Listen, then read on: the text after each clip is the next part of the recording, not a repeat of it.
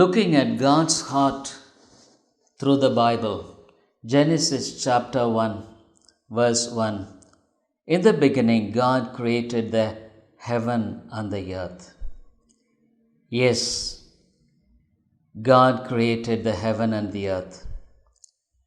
Subsequently, He created the light and He created the firmament, waters, and so many things until the fifth day.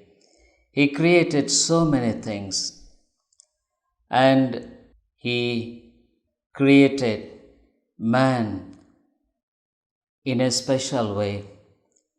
So 27th verse Genesis 1, and God created man in His own image. In the image of God created He him, male and female created He them. God's creation of man is unique. When comparing with all the rest of the creations, His creation was special and unique. He created everything for the sake of man.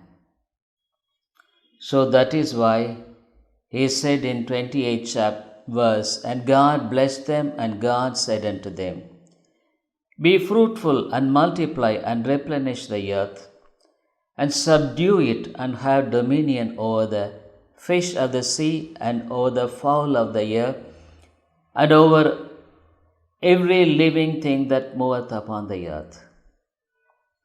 And God said, behold, I have given you every herb bearing seed, which is upon the face of all the earth, and every tree in the which is the fruit of a tree yielding seed, to you it shall be for meat. So everything was created for man. So what purpose for which man was created? God never does anything without a purpose. So it is true that man was created to glorify God. But God created man in order to have fellowship with Him, in order to have a sweet communion with Him.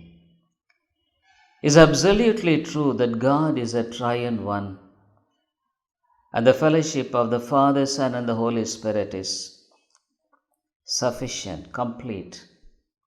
And there is no need for God to seek the fellowship outward of the triune God. But why should He create man? Yes, to have an intimate fellowship with man, to love him and to cherish in him, and to see him growing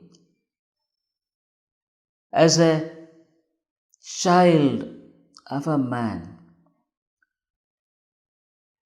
for whom the child is everything. For God, His creation of man was truly speaking everything. That's why He created man in His own image. And He created everything for him. That is the wonderful thing. So we could see the heart of God for the man, to love him. And He has done everything for him. So God has got a special place for man. His heart is full for the man. What a wonderful God. And so God created man to have fellowship with Him. And God saw everything that He had made, and behold, it was very good.